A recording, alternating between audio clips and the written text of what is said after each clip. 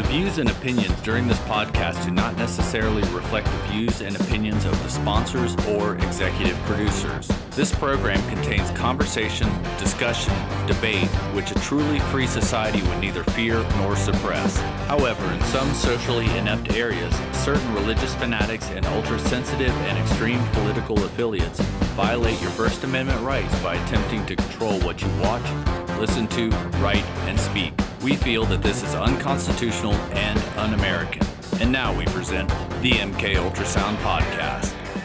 Live from Studio Diablo in Chicago, Illinois, this is MKULTRASOUND. Get with the countdown. I speak jive. Forget it, man. Blast off for Kicksville. Shake this square world. Blast off for Kicksville. I speak jive. Forget it, man. Get with the countdown. I speak jive. Forget it, man. Blast off for Kicksville. Shake this square world. Blast off for Kicksville. I speak jive. Forget it, man. Here we are on location at Reggie's Rock Club in Chicago. Alexander here with an old friend, Mortis. Hey, man. Welcome back to Chicago, man. Thank you. Your new record came out last night, or yesterday, right? Yesterday, yeah. It's Spirit of Rebellion. Tell us about it and how people can get that. Well, I mean, hopefully in record stores. Well, who knows these days? What's a record store? I don't know. It was like one of those buildings you could walk into and buy records, but probably not a lot of those left. But I mean, it's out there, on all the digital and all that shit, and the vinyl and the CD. I mean, it'll probably be on eBay and Discogs, and it won't be hard to find. You have a new single and video, Visions of Ancient Future. Well, there's that one, Visions of an Ancient Future. That came a few months ago, and we just did another one called The Dark Horizon, which is another sort of excerpt from the same record. Okay. Video singles. That's on YouTube as well right now. But it literally only came out like a couple of weeks ago, so. Gotcha. And I'll have to ask your manager for that. Now, we're going to show the Visions video at the end of the show when we're done talking. But it's a return to form for you. It's going back to the original concept of Mortis sonically, correct? Yeah, kind of. I mean, I'm definitely inspired by what I was doing back in the 90s. And, but, 25 years down the line, and I picked up a couple of tricks since then and slightly more... I have a better nose for production and stuff like that, and I got way more professional equipment, of course, since 1995, when it was basically me in my living room and two keyboards and a noisy mixer, And technology has progressed also. Yeah, it makes certain things easier to actually create and to handle yourself. Just the access to samples and all that kind of stuff now and samplers are easier to handle now than they used to be back in the 90s when it was just this big, bulky fucking monster. When you started out, did you have Pro Tools? No, I never had that. Back when I started out, it was I just was played straight down to tape. Damn. Pro Tools was a thing that I wasn't even aware of until probably around maybe 99. And at that point, that was just for the most successful studios. It was a really expensive kind of production system. And now you have it at home. You can have it at home. I don't actually. Yeah, I use other things. I use Cubase and stuff like that. But I mean, it's pretty much the same concept. Now you started out with the label that I became familiar with. You was Cold Beat Industry, and they did a 30th anniversary show over. Yeah, a couple of years ago. Like 2.5 years ago. Okay. I did that. Yeah. So I was invited to play that, and that was my first performance as a solo artist in just about 18 years. Right. So that was daunting. So did you call your music Dark Dungeon music at that time? No. I called because I've always been paranoid about letting other people release my stuff.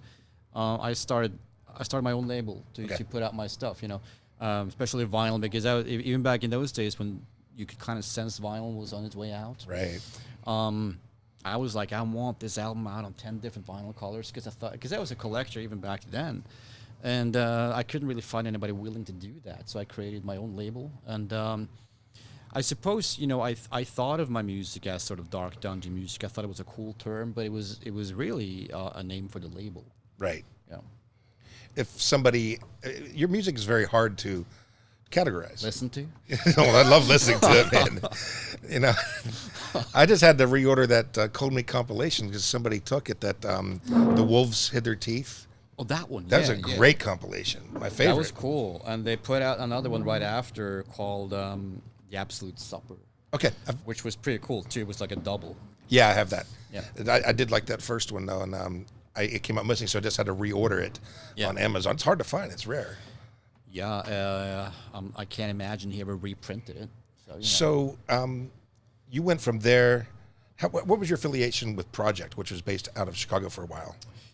I mean, Sam? Yeah, Sam Rosenthal. Sam Rosenthal. Yeah. I mean, I got to know him through Cold Meat, through Roger, right. who owned Cold Meat. And Project in those days were Cold Meat's distributor. Gotcha. And that's pretty much how Mortis got into the States in the first place. Was Sam taking those records in. Sam brought him, and then you had Mazer doing your PR at the time. Mazer started doing my PR probably.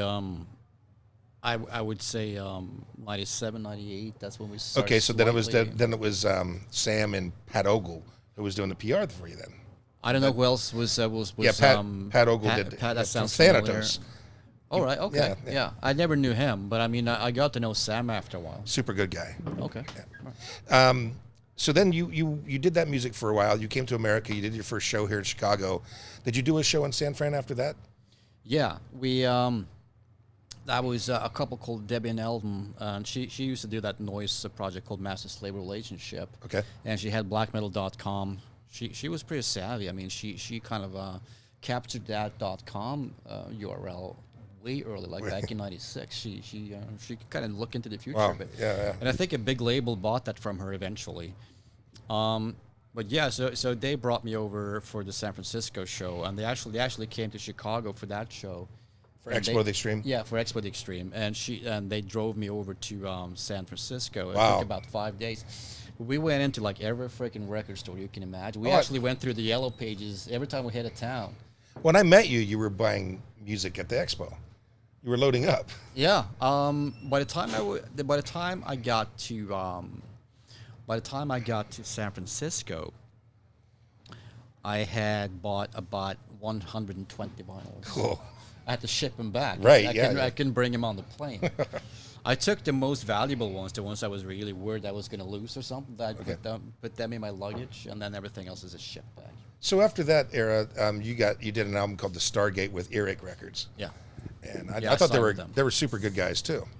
I got to meet with them in New York at their labels. There were people on the label that are very likable, that are cool as human beings.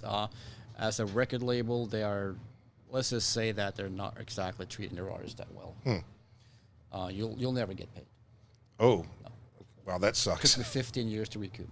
Wow. Yeah. And then you did few. I did okay sales. You did a few albums with them, yeah. You did a live DVD and a video compilation. That DVD is horrible, but I was just watching it this morning. Fucking terrible. I like the artwork on it, and I like the way it looks, the menu. Right. Yeah. And beyond that, it's a fucking travesty. Well, the videos are good though. The video compilations. Oh, there's videos on it. I haven't watched it. I saw Parasite Gods. There's 4 music videos on there. Yeah. From Smell of Rain and the Grudge albums, and that's cool. Okay, there's an interview at the end, and then there's the live. So there's concert. some decent stuff on. I mean, it's just agonizing to me, the whole fucking that live show. The show in itself was fun. I mean, it was a good show as far as being on stage and performing, but the way it was captured, the way that the audio was captured was just a fucking. It was an insult. And those guys were the band that you played with Danzig when you toured on the Black is the Black tour. The band, right? Yeah, those guys. Yeah. And you put that together after Smell of Rain, which had Parasite. Yeah, God. because that album needed a band. I mean, I had people performing on that record because I can't play guitar and things like that. So I had guys helping me out just getting that album recorded. But as soon as it was done, I mean, there was an agency that got involved and all of a sudden it was management and all those things. And so, of course, we wanted to go out on tour, so I had to build a band around it. The original guitar player was actually the guy playing the bass on the Smell of Rain. He switched to guitar, so he remained. So he was in that band for a few years. But beyond that, I kind of had to go look for a drummer and a second guitar player. What possessed you to change your musical styles at that point from Stargate to Well, Smell of that's Rain? a really long story, but I mean, it boils down to me kind of ending the 90s in a really sort of dismal, on and off depression that pretty much affected my self-esteem and the way I looked upon everything that I had ever created. I eventually found it impossible to look at it and feel like it was any good. So I just needed to change everything. I felt like if I don't do that, I'm going to completely self-destruct, and I don't know what the fuck's going to happen. You know, it was getting pretty dark, and you know, I was getting into other band like a lot. I started realizing, you know, fuck, man. I mean, I want to kind of do what I grew up with guys like fucking Paul Stanley, you know, and Iggy Pop and all those cool performers. Yes. I'm thinking, dude, I want to try that, you know, because I kind of feel like that's in my blood a little bit. It looked natural for you. It was natural for me. As soon as I started realizing I could hold a tune, as long as I heard what I was singing, I could actually hold a tune. I'm not a kick-ass singer or anything, but I mean, I can. On that DVD, though, it sounds horrible, but I mean, you know, that doesn't count. So yeah, I mean, that was just something I felt was important for me to do on a personal level, artistic level, and so on. So yeah, I just needed to put the 90s behind me and move on. And then you did another album called The Grudge, which had a lot of good stuff on it, had good videos. It was an angrier album. I mean, Yeah. Totally. I always wanted The Smell of Rain to be angrier, but I've never had anybody show me how to do anything, so I didn't really know how to make this really angry sounding industrial music. I didn't have that complete understanding of the layers and distortion and all that stuff yet, and the compression and all those things, you know. So what happened to it, and I'm glad it happened now, I mean, it was that it became a softer album that I wanted it to be. But I think that was the best thing that could have happened to that record. The packaging was also great. You can tell you're a fan of packaging. Always, especially with that one. I went all out. We went to Death Valley just to have the photos taken. Yeah. You know what I mean? So Death Valley in June. yeah, It's insane. Yeah. And also I remember we were out there sort of scouting locations one day. We spent like 3 days in Death Valley just filming stuff for the Parasite God video and then basically taking a shitload of photos for the Smell of Rain artwork. And we were out there, you know, driving around, and all of a sudden the fucking car just decides not to work anymore. We're like In Death Valley. In Death Valley, and we're like, shit, it doesn't want to start. The fucking car doesn't start, and we're thinking, shit, this could be serious. But after about 20 minutes, it came back to life. So that was. It's below zero sea level there, and it's the hottest point of the United States. Yeah. And you went there in June. Yeah. Good idea, right? Right. I don't even go to Texas in June. Yeah. Yeah. So then, it seemed like you took a break for a while, because it looked like you were selling your makeup effects on eBay. No, I would never go and sell my makeup on eBay or the mask. You weren't selling prosthetics? No. I fired the management at one point, and what had turned out to have happened was that I had received through them a shipment of masks. We usually order like 5 at a time from the place that designed them. Sure. Because they're like, you know, they're custom ordered, you know, obviously with cast to my face and all that stuff. And those guys were shady as fuck, and I was starting to realize it. And after the Danzig tour in 2005, I fired them. Some things were coming into the light that I just could not look away from. And so I told them, like, we're done. I don't think even a week after that, there was a mask on eBay. Yeah, somebody was selling shit. They had just taken it out of, like, that shipment that had probably come, like, maybe a year before. Yeah. What a bunch of guys, right? It is fucking enemies. You've got a good fan base here, too, so somebody probably bought that. When I first saw you, there was a girl I met, Shauna. She had a Mortis credit card. And that was in I saw that. That was in 1997. That. She had a Visa card with Mortis on it. Did, yeah. I remember that I do remember, because it was so early. I didn't realize you could actually get. I didn't either. That was the first I saw of anything like that. Credit cards. Yeah. And I tried to get that done when my bank years and years later offered the opportunity to do that, but they were so sensory about it that every image I sent them to be put on my credit card, they just rejected. Basically, you could just put pictures of your kids on it or some shit. Right. Like that, you know. They rejected your image. I tried with my own one because of my dumb ego.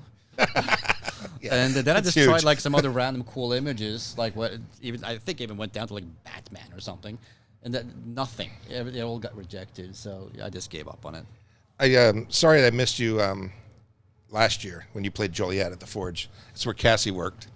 Right. Okay. And it was I just started my new job, and it was a weeknight. And then every time I go to Joliet, I have to stay the night, and I couldn't do it Right. at that point. But I saw the pictures, and I'm like, wow, he's going back to the old Mortis. Just Yeah. him on stage, and that's what we get to see tonight. I take it. Yeah, it's pretty much the same show. Okay. I'm just doing different towns now. So this is kind of like that US tour part 2. Okay. So I mean, it's since you didn't see it the previous time, it's not going to matter to you. It's going to be fresh to you anyway. I'm looking forward to it. Yeah. I've got to see every stage now. That's true. Yeah. Yeah, me too. Yeah. How about that? How about that? Okay, something fun. Well, about the new record, though, I'm sure that's on Amazon. If you don't have a record store in your town, you can get it online. Do you have a label, or how's that distributed? It goes through Plastic Head, which is like a pretty worldwide distribution. Okay. Digital and physical through those guys. And, the record label behind it is actually me and the record label in Europe. We're doing like a 50-50 deal. And that sounds like a really simple kind of thing. It's actually not. But, I mean, the reason I'm doing that is I'm just fucking sick and tired of signing away my fucking heart and soul to another label. You Right. know what I mean? I've had certain experiences with other labels where they promise you the world, and you really don't get it. And it turns out they have ownership of everything for perpetuity on this planet and others. Well, the label system isn't what it was. There's no more, No, publicity anymore. No, the ringing you up. No sending you in the mail. They send digital They press want kits. you to do it on your own now because you got all the social media stuff. I mean, the bands can do it themselves now. Yeah. But you need a lot of fucking followers to reach out. Yeah, that's If how. you have 1,500, I mean, I have more than that, obviously, but for young bands, that's fucking rough. You've got a good fan base here. How was you played with our friend last night, Anya? Yeah. Ayatoya. Yes, she's sir. something else, isn't she? She's enthusiastic. No, she's really nice. I like her a lot. Yeah. So I was surprised that you played together in Joliet, and you played last night, and Yeah. she drove up to Minneapolis and did a show. Yeah, with her horny with it's like a hat with horns. Yeah. I came out totally wrong. Yeah, I saw the picture of her driving. Yeah, Right, that's what I was she- clumsily trying to describe to you. But that would but that seems like a perfect match of two musical acts to play together. Yeah, I was able to catch parts of her show too. I mean, she's a good singer. Mm-hmm. Yeah, And she's part of an industrial band here called Joy Thieves, I heard about it. which are members of different bands like Ministry, and Chris Conley's with them from Ministry also, and Louis Svitek, and a lot of people from different bands in Chicago and all over the States. Yeah. They're doing pretty good. Cool. Yeah, so I wanted to ask you this fun question, and we talked about it briefly before. I said save it for the show. Yeah. Lords of Chaos. You were in the book. I was. Yeah, they mentioned you in the book. They mentioned Electric Hellfire Club, which I don't understand because they were never over there. But That might just tell you something about the knowledge of the author. If you want to, that's Michael Moynihan. If you write about black metal, I mean, I don't have a problem with Electric Hellfire Club, but I mean, it's not black metal. It's got nothing Right. to do with it. It's like sort of old American industrial. Well, they rock. did go over and make a couple of albums with the Venom guys towards the end. Oh, they did. Yeah, they did 2 metal albums. Well, maybe that's it. I don't even know. Witness Okay. the Millennium and Electronomicon. And they did Right. it with in Venom Studio. But Right. that was before the Lords of Chaos book. Yeah. So it really didn't make any sense. It was came up at the time that Hellfire Club only had 2 records out. Yeah. They talked about you and Emperor, but then Right. that was never in the movie. The movie didn't address the whole, can we call it a movement? The black metal movement. It's focused on one band. It's all about mayhem, though, isn't it? You Yes. know, kind of like mayhem in the 80s and then leading up to the murder of Øystein. And just that. And it doesn't really Right. focus on the scene. And the book does focus on the whole scene, but you haven't seen the movie or read the book, you said. I didn't read the book for various reasons. I mean, my impression of Moynihan was that he was leaning very much to the right politically. And I figured, well, what's that got to do with fucking black metal? I mean, I know you have certain acts like Burzum that turn the whole thing into this political thing. And if you're into that shit, I mean, then go for it. But I mean, as far as me personally, I mean, I have no interest in reading about it. And I felt the same way in a sense about the movie when I was I heard that it was sort of like in pre-production or whatever, and that it was kind of like a Hollywood production. Nobody had an accent. There were no accents. Yeah. I mean, my feelings were that the research behind this must be absolutely fucking non-existent. First of all, you're taking the title out of a book written by a right-wing guy, and this is a Hollywood production. I'm sure there's a lot of juice involved. Yep. And I'm thinking, shouldn't you just be offended by this? Right. So I'm guessing you don't know. So where's the goddamn research? How much will this movie piss off people that were around? There's going to be nothing true in it. Nobody I know in the music scene liked the movie at all. The musical now. There's a musical. the musical. Yeah, mayhem. Oh god damn! It's gone too far. No, I mean honestly, I mean that's about where it starts and ends with me and my reason for not wanting to watch the movie. At least not at this time. I mean, I've gotten the question a fair amount of times. You know, how do you feel about the movie? And I was like, and I've given them the exact same response that I just gave to you. But I've also said that I might watch it in the future. I think it's on Netflix or something. I see it. It is. It's on Amazon. On one of those things. Yeah. So I probably have access to it. Hulu. It's on Hulu. I don't have that, but yeah, I watched it when it was in the theaters, and I was going to take a cab and go. And then I saw I could watch it at home on Amazon Prime and save money, save cab money, save for $6, and I watched it. And it was very Hollywood. I like how they captured like the record store feel and starting his own label. I like that part. I've seen flashes of it. I mean, in trailers and things like that. I like that part, but I just thought it was. And I got no problem with the visual aspect of it. It's just the story and the background and maybe the reason why it exists is commercialization. And so, you lived in Norway when that was going on, right? I was right there. Wow. You know. Did you know any of these guys? Yeah, Euronymous and all those guys. Yeah. Yeah, of course. Wow. Yeah, no, he kept calling me. I mean, the week leading up to the murder, and he was like, "Shit's gonna go down, man." So everybody, we weren't a lot of guys at the time. We were just a handful of people, and all of a sudden, I think it was my dad that came down to my room because I was still living at home. I was like 18 years old. And he was like, "Dude, man, that fucking guy that is fucking dead." Wow. And I was like, "Yeah." I kind of knew that was going to happen. Something extreme was going to happen. Somebody was going to die. It was just obvious. And that's a fucked up thing. But we were pretty desensitized at the time. So I don't think anybody was actually surprised that somebody died. At that time, there's Spin did a story called Satan's Cheerleaders on all that. The church burners and the black metal scene, which wasn't a bad expose. And it was like, maybe 10 pages long. I'm not familiar with that. And it was Trent Reznor was on the cover at the time, so we're talking about 95, 96. Right. Yeah. But that was the first I heard of all that. And that was the first time? Spin magazine, got me paying attention. Right. To the black metal music. What do you think of a band like Ghost? I haven't listened a lot to it. I mean, I did meet them briefly in New Orleans, so we went to the same sort of. A haunted house kind of thing because we both had. That's when the guys nice from guys. Danzig were hanging out there, and then Sean from White Zombie saw the pictures. So that was a different time, but okay. This was in 2015. We were touring with Mushroom Head at the time, and we had a day off. And Macer calls up and he says, "Hey man, I mean, do you want to go and do this haunted house thing? The ghost guy's going to be there." And I was, that sounds kind of cool. So we went there, and they were all really nice guys. I thought it was kind of humorous that the singer from Ghost, every time he saw blood, he kind of cringed. Oh, right, you heard it here. It was just funny. I was walking right behind him, But they're all really nice guys, I like their music. It's I mean, what I heard. I mean, the first time I heard it, it's only been like one song here and one song there. To me, it sounded a lot like Blues to Cult and that type of thing. That's why I liked them. I was thinking silently to myself, these guys owe a lot to like sort of Italian horror music and things like that. Just the whole atmospherical aspect to it. They've got a good show. The stage show's good. I can imagine. I mean, they're fucking big as shit now.